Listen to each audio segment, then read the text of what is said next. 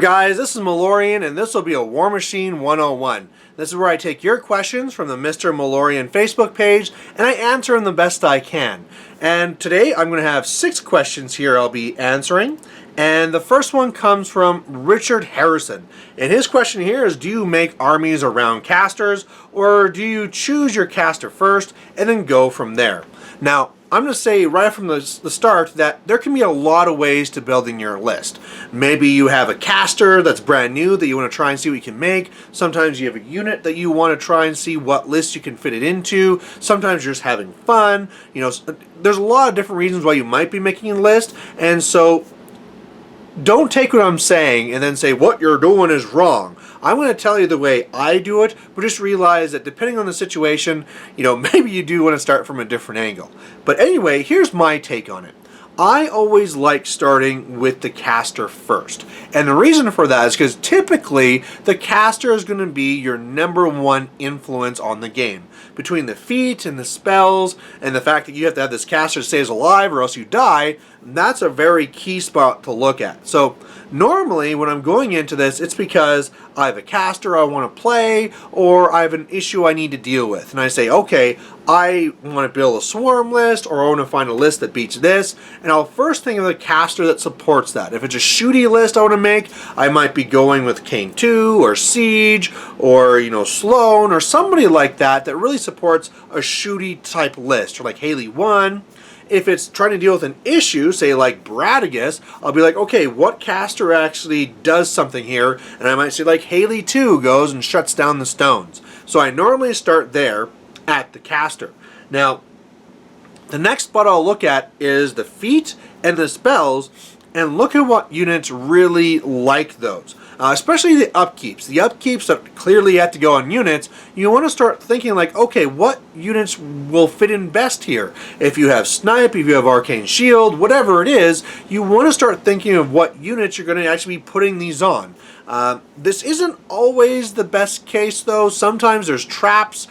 For example, some of these spells, like if I look at good old Bart here, he has some interesting spells, but he's never going to be having the focus that cast them. So maybe I should be looking at, you know, batten down the hatches where, okay, sure, I'm getting +3 armor, blah, blah, blah. But if I'm trying to figure out a good way to make dead weight or powder keg work, maybe I'm not going the right direction. So again, look at those spells and try and figure out exactly what type of units would synergize with it. And again, you might have a great spell, but it's not going in the direction you're trying to even make your list. One good example is, let's say, Sturgis. Let's say I'm trying to make a swarm type list that I want to be melee based, and I didn't go with Striker 2 because this is not going for a Warmachine, this is going for hordes, and they're going to transfer. So I want to do Sturgis, who can get in there, do 1,000 little paper cuts, and kill the caster that way. And then I start looking at spells and say like, oh, he has Snipe, he has Arcane Shield. So I better find something big and strong and beefier with high armor for Arcane Shield, and I better get a shooty unit to make sure I get Snipe going. And then it really gets away from your initial idea, right? You wanted a swarm melee list, and all of a sudden you're adding in shooting, and you're adding in some expensive units with high armor, when that was never your intent in the beginning. So again, I would say, find the problem, find the caster that supports it, look at the feat and the spells, try and find out what units then support those, and then start working for more synergies and, you know, kind of more your own custom touches after that. Again, you could go the other way. You could say like, hey, long gunners, let's see what list I can make with those. And then, sure, you can make a list that way. But I think from at least a competitive side, where normally I'm making lists because I'm thinking about a steamroller or a gaming night or something like that, typically like 95% of the time, I'll start with the caster first and work down from there. All right, next question here is Mark Swaby, who says, netlist, yes or no? So for those who don't know what a netlist is, a netlist is really lists that you steal from the internet. So people always like saying that they've solved casters, or this is the perfect list for this caster, which is right off not true. there's always different situations and different metas where changes in your list could be better than what it says in one like perfect version. So that in itself is kind of a false statement. However, there are some times where like, hey, like I said, taking the caster, taking the spells, this is the best units-ish that you can cast them on. You know, it's just the list builds yourself. Here's the perfect list. I'll pack it up. I'll put a bow on it. Here you go. Here's your net list. And so some people will take these and you'll hear some offense like, oh man, he just got that list because it's an internet net list. That's why he won these games. And you got to watch out for those. Here's the big thing. First of all, when you are trying to learn the game, let's start with the new player. If you just jump in and you take a net list, sure, you might be grabbing something that's supposed to be powerful, but if you don't know how it works, it's just going to kind of fall apart for you. You're going to grab this thing that you know is supposed to work, but it's just not working for you, and you won't know why. You'll be frustrated, and it could really go against you. Another part of that as well is as a new player, you should be trying to start exploring the models you have and learning as you go. If you get a net list and it says like buy 2 stormwalls, well, maybe you don't have the money for that. Maybe you own some other models and you want to try those first. I highly encourage new players just to play with what they have to learn the game, start learning the mechanics, and start seeing where synergies are. Again, if you just grab a list from the internet, unless there's a big, huge write-up saying this is how you use it in all situations, it's not really helping you at all. So there's the new players. Now, once you get to like the moderate players, the ones who've been playing for a while, they got their game mechanics, they've made their own lists. You know, now if you're trying to get that next level, you might then want to look at net lists as a suggestion. Because if you are doing, let's say, Signar, it's like, okay, I'm playing Signar, I've been playing some games, I'm starting to win some. What are some of the lists that other people are using to win tournaments? And you can start seeing like, okay, wow, that is a really good idea. And you're almost taking it to be a learning experience. Oh, wow, that is a really good combination. Oh, well, how is this working? And you want to get on there and asking on the forum, like, why is this in there? Oh, okay. But even then, I think there's still a danger of just taking that list and using it unless you understand it first, even as a moderate player. Maybe take ideas from it and then kind of build around it, but I think it's really dangerous just to grab and use. Now, the next level then would be like the expert player. He's been around a long time, he knows all the rules, he wins more, well, she, and let's get into that, wins more than they lose, and now they're looking at some like, oh, a tournament just happened over here, and this is the winning list. This is now a person, a player, who it's not really going to be a learning thing. Maybe there could be a kind of a bit of a surprise there, but there shouldn't be where they need to really ask other people. Once they see the casters and the units, they should be pretty evident like, oh, okay, I see what they did there.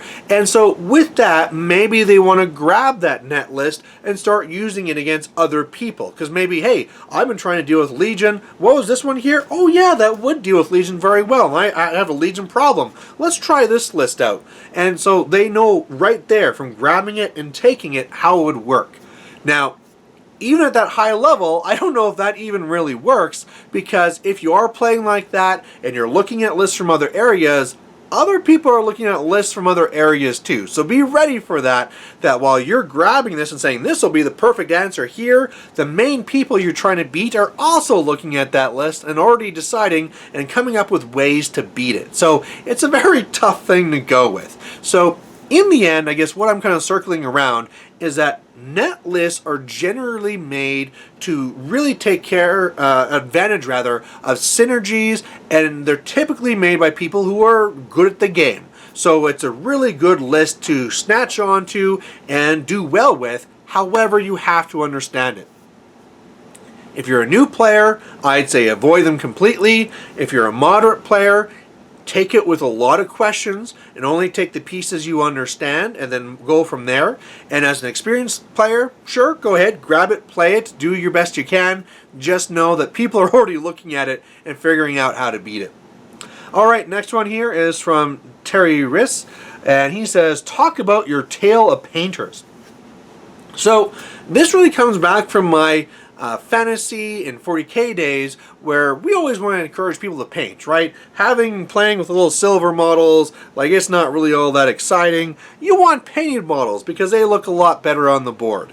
Well, one of the ways that we encourage people to paint is we did this tale at the time of fantasy players. And the idea was that over a year period, you had to paint, depends on the tale, but let's say 1,500 points, 2,000 points, whatever. And then from that way there, you basically divide it by 10, say that's how much you have to paint every month, and then you got 2 jokers. And so every month you'd ask for updates, people can put up their pictures of what they painted, and it really just gets everyone going and motivates you, right? It's kind of a thing where if you go in and trying to lose weight, and you say, you know what, I'm going to try and lose 5 pounds every month. Well, you might have a lot of go in the beginning, but unless you're actually answering to somebody and somebody's checking on you, that's probably going to taper off. Whereas if you're a part of a group of like 10 people where every month they're giving updates, you're encouraging each other, you're actually responsible to report to somebody, and it really helps you along. So with that, going to Warmachine, that's what we did here. We said every year we want you to paint 100 points. It doesn't have to be lists, you know, you could be grabbing from this faction and this faction. We're just trying to get you to paint. Casters are going to be worth 5 points, and really, I mean, we know that some models are easier to paint than others, right? A Feral Geist is really fast and easy to paint, whereas something like Denegra 3 will take you forever, right? So it's kind of like your own handicap, but at the end of the day, whatever the worth of the unit is, that's how many points it is. At the end of the month, I have a little Excel spreadsheet that I added up to, put it up. There's a line of shame, where if you fall behind the line, all of a sudden you're under the line of shame there, and it's been doing very well. So like for our area here, for this current tale of Warmachine painters, in 3 months we painted over 1,400 points worth of Warmachine. I'd have to pull it up for how much we actually painted over the first one. I'm kind of actually keen to look. I know it's going to take me a second of stalling while I come over here, but if I try and get this sum of what we actually painted last year, it's going to be something significant, I'm sure. Come on. My stalling foo is not working. Come on, I said equals sum. Join my Warmachine 101 where I show you how to not do Excel. There we go. Last year, over the year, we painted 4,400 points of models. So that's pretty awesome, and know too that sure, not everybody got all the way to the end. I'd say looking at this year, about 3/5 of the people fell under the line of shame, or ended underneath the line of shame at the end of the year. Some people painted like 300 points, other people painted, 7, but at least all these guys painted something. And for the most part, everyone was encouraged to paint more, and it's just a good community thing to do. So there you go. There's the tale of Warmachine painters. I highly encourage everyone to try something like this in your own group. It's really easy to do. You just say like, hey, who wants to do this? And then once they submit models at the end of the first month, add them to an Excel, throw that up there as a picture, and just do that every single month and get to the end. It's really great and really good inspiration to keep everybody painting. So there you go. There's for Terry. Next one here is from Chris Dancox, and he says, what makes a game more or less enjoyable for you, other than winning? So of course this is going to be different for every person, right, about what they're going to be getting enjoyment from. But for me, I mean, of course winning, like he says, that's why he says other than winning, because everyone likes to win. For me, I enjoy a game where I go into it, and first of all, you want it to be an actual game. It's not like, hey, I went up and I popped feet and you're dead. Bye. You want a game that actually takes some time. I would say if your game is ever faster than, say, like an hour, when it's supposed to be like 2 hours, it probably was like a gotcha that ended up pretty quick there. So you want to see a game that actually had some elements of back and forth to it. It wasn't like a certainty from the very beginning. You know, if one person has a bunch of dumb infantry and the other person has two storm walls, oh, this side, two storm walls, and it's just 2 hours of slowly killing them all, that's not a fun game. You want something that's going to be, like I said, back and forth, and there's always seems like a little glimmer of hope for both people all the way through. At the same time, you want to be having fun. I mean, it doesn't have to be a thing where everyone's like giggling like girls all the way through it, but you want to be something where it's not like strict, like, oh, I don't think, here, take this precision thing, I want to know that for every single movement. Sure, there's times where that's needed because it's a critical charge, but I mean, come on, if you're going there and saying from the very first turn, oh, I want you to see that exact measurement with precision tools and all these things, like, okay, let's relax a bit. It's a game. We'll be precise when it's needed, but for the most part, just calm down and everyone will be having some fun. And again, with that, somebody that is going to be like that in return. I mean, if I forget to allocate focus, yeah, go ahead, right? Both people should be in that where you give a little bit. I mean, if it's like, oh no, I totally forgot to cast this spell before I did this 3 activations ago, you know, or especially if it's like 3 turns in a row of like, I didn't allocate my focus, well, maybe you should learn, you know, but there should be a little bit of give and take, where like the first time something happens and it's minor, yeah, go ahead, have fun, you know, that's what it's really about. And it really, too, is I like seeing something that's new, right? I want to see that somebody try, like, let's run Buccaneers with Sloan, or who knows, right? Something more fun, and, yeah, like that. Something that's going to be new and refreshing, like, oh, wow, didn't expect that. So really, to me, that's what's going to be more enjoyable. That's actually a game that is painted. That's usually more enjoyable, too. That both sides are friendly and that you saw something new. You want something to, when you're down that game and it's a month down the road, you want some key point from that. We're like, oh yeah, can you imagine this? Or I remember the time this guy took 5 Rhinodons or whatever, right? Something new and significant so you remember it later. So there you go. That's what I find more enjoyable apart from winning. Everyone's different. And yeah, hopefully everyone's having fun with their games. Question number 5 is from Colin Sankey, and he says, can a stormwall pod capture a zone? Now, I could just give you a straight up yes or no, but where I'm going to tell you to go for this is make sure you check your steamroller package. This changes every year, and what controls and contests changes almost every year. So I could tell you right now, yes or no, but then you're going to have the 2016 steamroller come out and you're going to miss it there. So I'm going to, now that I said that, let's go look to see what it says here. So I'm going to go down to my steamroller package and I'm just going to scroll on down. I mean, that's another thing too. I guess I could also just say yes or no, but if I don't actually, you know, I could just be making it up. Let's see, scenario selection, blah, blah, blah, terrain, game results, talking about kill box, zones, flags, contest. A player must control at least one model within a zone or within 4 inches of a flag to contest a zone or flag. Objectives contest zones that they are within. What is this talking about? No, go away, Adobe. A player can measure the 4-inch, blah, blah, blah. Warcaster, warlocks, inert warjacks, wild war beasts, models that are fleeing, and models that are out of formation, doubt contest. So by reading this, your pod can contest. It's a model, it's not wild or inert or warcaster or fleeing. So as long as a pod is within 4 inches of a flag or within the zone, a pod actually contests. So let's say about controlling. A player cannot control a zone or flag that he dominates. See zone and flag description for specific control requirements. Okay, so let's go to zone. A player controls a zone if he owns one or more models within it that are not immobile, fleeing, wild, inert, and no opponent contests it. So right there, you are not wild, you're not inert, but you're immobile. So once you shoot that pod in, it cannot control a zone because it's immobile. Now, so that's 2015, that's 25 Steamroller, and you just go and read it right here. But just know that when 2016 comes out, who knows? Maybe Storm Pods can't contest anymore. Maybe they can now control. You'll have to read it to know for sure. So there's your answer. But again, I didn't want to be straight up because this is something that changes now and then.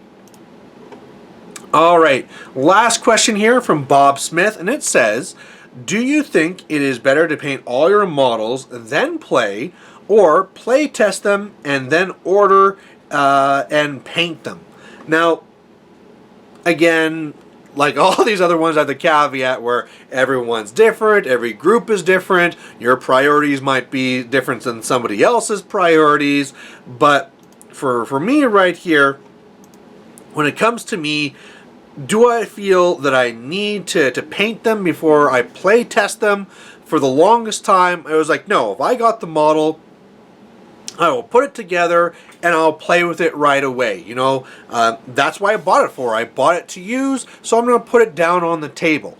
This year specifically, I'm now changing that, and I'm saying I have to play painted for 2016. So if I get it, I'm going to have to paint it first. That's a really good thing to go and encourage me to paint, but it is going to be kind of rough, right? If all of a sudden the Hurricane comes out and I want to play with the Hurricane, well, too bad it's not painted, so you're just going to have to wait. So if you asked me prior than 2015, it'd be like, yeah, go ahead, that's for me. But, I mean, if somebody else came up to me and they're like, hey, Malorian, I just got this new unit for Christmas. Do you think it's cool to play it unpainted, you know, or should I paint it first? And I'll tell them, if you can paint it, good. You know, even if you can just, like, spray paint it so it's not silver or gray, and then maybe even just like, get that first color on, right? If these guys here, like I have some Boom Howlers here, forgot the name for a second, you know, just the fact that I went and I primed them and I threw on the green where the skin's going to be, it looks like something on the board. It took almost no time and it's good to go, right? Just getting that first color on, good to go. That'd be great. You know, if you can't though, if the game's in 10 minutes and you just really want to use this brand new model, go ahead, enjoy it, right? It always is better for you and your opponent if things are actually painted. So whether you take that first step and just get a first color on, or go all the way and get it fully painted, you know, it really depends on how much time you have. For me now, like I said in 2016, play it painted. I'm not going to be using any unpainted models in 2016. But again, if somebody else asked me and they're like, hey man, am I a bad person because I played with unpainted models? No, you're not a bad person. Play your game, have some fun. But you know, this weekend or over the course of the next few months, just start painting it. That's all, you know, have fun. Just don't come here year after year after year with that same unpainted Stormwall. Get some color on that thing. So there you go, guys. There's the Warmachine 101 for this week. Again, if you want to be part of the next one for the next Warmachine 101 that I do every weekend, go to the Mr. Malorian Facebook page, like it so you get to see all the updates I do there, and then when I put the post saying give me your questions, give me your questions. So there you go, guys. Thanks for watching, and we'll catch you later. Bye.